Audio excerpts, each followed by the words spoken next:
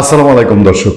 হঠাৎ পর্দার দৃশ্যপটে দুটি নাম সারা দেশে পরিচিত মুখ, ওয়াকিবহাল মহল বা সচেতন মহল ছিলেন। একজন হচ্ছেন অর্থনীতিবিদ রেহমান সোবহান, আরেকজন হচ্ছেন মানবাধিকার কর্মী, সাবেক তত্ত্বাবধায়ক সরকারের সাবেক উপদেষ্টা সুলতানা কামাল। দুজনেই খুব ক্লিন ইমেজের মানুষ, দুজনেই তাদের রাজনীতি না থাকলেও রাজনীতির সংশ্লিষ্টতা আছে। হঠাৎ করে এই দুটি নাম বেশ আলোচনা হচ্ছে। কেন আলোচনা হচ্ছে, কি কারণে আলোচনা হচ্ছে আমি জানি না, আমি একদমই জানি না, তবে আলোচনা হচ্ছে। নিশ্চয়ই সামনে জানবো, তখন আপনাদেরকে জানাবো। দর্শক, আমার এক সাংবাদিক কলিগ প্রশ্ন করেছেন যে খলিলুর রহমানকে ওয়াশিংটনে ডেকে নিয়ে কি বার্তা দিলেন সার্জিয়া গোর এবং পল কাপুর? নতুন কোনো ধামাকা? সেটারই লেজ খুঁজতে খুঁজতে আমরা চেষ্টা করেছি জানার জন্য, এবং সেই জানার কিছুটা আংশিক ধারণা আপনাদেরকে দেওয়ার জন্য এই আলোচনা। সেটা পুরোপুরি 100% ডক্টর মোহাম্মদ ইউনূসের ফেভারে সেটা মনে করার বোধহয় খুব একটা কারণ নেই। এই নির্বাচন আন্তর্জাতিকভাবে গ্রহণযোগ্য হবে কি হবে না, এটা একটা অনেক বড় প্রশ্ন, এবং হওয়ার কথা না। বাংলাদেশে একটা বড় জনগোষ্ঠীকে বাদ দিয়ে কোনো কোনো দেশকে হয়তো খুশি করা যেতে পারে, কিন্তু সম্পূর্ণভাবে সারা বিশ্ব মহলে এটা সমাদৃত নির্বাচন হওয়ার কথা না, কোনোভাবেই কথা না। এবং আমি এখনো সন্দিহান এই নির্বাচনটা আদতে হবে কিনা। আমি অনেকবারই আপনাদেরকে বলছি, আমি অনেক কারণ তুলে ধরার চেষ্টা করেছি যে আমি এই কারণে সন্দিহান নির্বাচনটা আসলে হচ্ছে কিনা। আচ্ছা, রুটিন ওয়ার্ক বা বাংলাদেশের নিরাপত্তা উপদেষ্টা খলিলুর রহমানের আমেরিকা ট্যুর কেন গোপন রাখা হয়েছিল? তারপর যখন মিডিয়া জেনে গেল, তারপর এখন প্রকাশ করা হচ্ছে। এখন এই রুটিন ওয়ার্কে যেগুলো জানা যাচ্ছে সেগুলো হচ্ছে যে ফেব্রুয়ারিতে অবাধ, সুষ্ঠু, গ্রহণযোগ্য নির্বাচনে প্রত্যাশা করে যুক্তরাষ্ট্র বাংলাদেশের গণতান্ত্রিক রূপান্তরের প্রতি দৃঢ় সমর্থন অব্যাহত রাখার অঙ্গীকার করেছে দেশটি। যুক্তরাষ্ট্রের ওয়াশিংটন সফররত জাতীয় নিরাপত্তা উপদেষ্টা খলিলুর রহমানের সঙ্গে আলোচনায় যুক্তরাষ্ট্রের রাজনীতি বিষয়ক আন্ডার সেক্রেটারি অ্যালিসন হুকার এ আশার কথা জানিয়েছেন।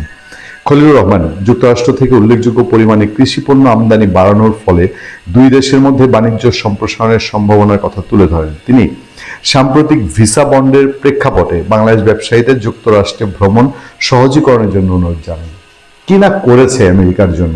ওই যে বলে না, ভারতকে নাকি সব উজাড় করে দিয়ে দিয়েছিল শেখ হাসিনা সরকার, তা আদতে সেটা তো কোনো অস্তিত্ব খুঁজে পাওয়া যায়নি। বরঞ্চ আমেরিকাকে উজাড় করে একেবারে নিংটু হয়ে সব দিয়ে দেওয়ার উপক্রম এই বর্তমান ডক্টর ইউনূস সরকারের সময়। আমেরিকার মানুষ এত দিয়ে দেওয়ার পরেও আমেরিকার মন পেল না বেচারা। এই ভিসা বন্ড চালু হয়েছে।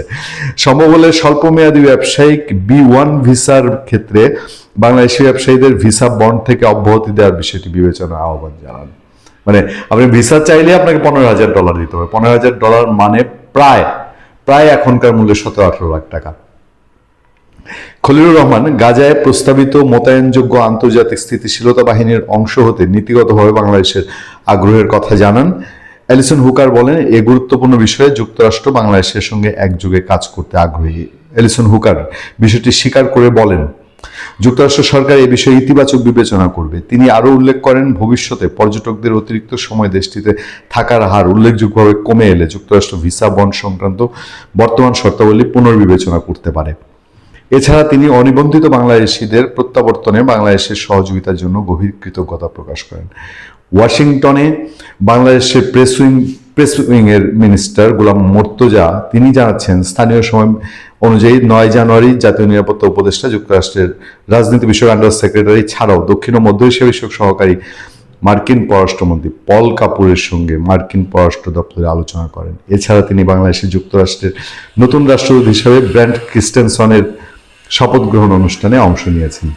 এই যে পল কাপুরের সঙ্গে বৈঠক, এই বৈঠকটার কিন্তু বিস্তারিত পত্রপত্রিকায় উঠে আসেনি। সবচেয়ে সিগনিফিক্যান্ট বৈঠকের মধ্যে একটা বৈঠক হচ্ছে পল কাপুর। তাহলে কি ধরে নেওয়া যায় যে পল কাপুরের সঙ্গে যা কথা হয়েছে সব মিষ্টি বাত না, কিছু তিতা আছে? আচ্ছা, ওয়াশিংটন বাংলাদেশ সূত্র জানায়, যুক্তরাষ্ট্রের রাজনীতি বিষয়ক আন্ডার সেক্রেটারি দক্ষিণ মধ্য এশিয়া বিষয়ক সহকারী পররাষ্ট্রমন্ত্রীর সঙ্গে জাতীয় নিরাপত্তা উপদেষ্টা আলোচনায় আসন্ন নির্বাচন, দুই দেশের অর্থনৈতিক ও বাণিজ্য সম্পর্ক, রোহিঙ্গা ইস্যু ও আঞ্চলিক প্রসঙ্গ এসেছে। মানে সাবজেক্টটা বলা হচ্ছে, কিন্তু নির্বাচন নিয়ে তার নিশ্চয়ই হ্যাঁ যান, সমস্ত সমর্থন দিচ্ছি, নির্বাচনটা যেভাবে আপনারা করতেছেন সেইভাবেই আপনাদের মর্জি মতো করেন। আদতে কি পল কাপুর শুধু এসব কথা বলেছেন? অ্যালিসন হুকার, এবার বলেছেন হুকারের বক্তব্য জানিয়েছে যুক্তরাষ্ট্র বাংলাদেশের গণতান্ত্রিক রূপান্তরের প্রতি সমর্থন অব্যাহত এবং ফেব্রুয়ারি থেকে অবাধ ও সুষ্ঠু নির্বাচনের প্রত্যাশা। ইন্টারেস্টিং হলো বাংলাদেশের পত্রপত্রিকায় যে সংবাদগুলো ছাড়া হয়, দেয়া হয়, সেগুলোতে এই যে পলকাপুরের বৈঠক সেইটা সম্পর্কে অত বেশি আসে না। পলকাপুরের সঙ্গে পৃথক বৈঠকে খলিল রহমান পারস্পরিক স্বার্থ সংশ্লিষ্ট বিভিন্ন বিষয় নিয়ে আলোচনা করেন। এর মধ্যে ছিল বাংলাদেশের আসন্ন নির্বাচন, যুক্তরাষ্ট্র বাংলাদেশের দ্বিপক্ষীয় সম্পর্ক, রোহিঙ্গা সংকট, যুক্তরাষ্ট্রের ভিসা বন্ড, বাণিজ্য ও বিনিয়োগ এবং অন্যান্য আঞ্চলিক প্রসঙ্গ। এই শুধু সাবজেক্টগুলা ভাষা সাবজেক্টগুলো টাচ করে যায়। এই নিউজগুলো তো ওই প্রেস মিনিস্টার গোলাম মর্তুজা সাহেব দেন, অথবা বাংলাদেশের হাই কমিশনের সোর্সে এইটুক পর্যন্ত বের হয়। এর বাইরের খবর জানার জন্য আপনাকে চোখ রাখতে হবে ইন্টারন্যাশনাল মিডিয়া, এর বাইরের খবর জানার জন্য আপনাকে চোখ রাখতে হবে সোশ্যাল মিডিয়ায়, ব্লগারদের কাছে, সোশ্যাল মিডিয়ায় যারা আমরা কথা বলি তাদের কাছে। কারণ হচ্ছে সার্জিও গোল এবং পল কাপুর এই দুইজনের ব্যাকগ্রাউন্ড বলে যে বাংলাদেশে এখন যা হচ্ছে এটা অন্ধ সমর্থন দেওয়ার মতন ব্যাকগ্রাউন্ড বা অবস্থা এই দুই ব্যক্তির নয়। ভালো থাকবেন, সুস্থ থাকবেন। আপনার সাথে আমি আতিক রহমান, পূর্ণিয়া।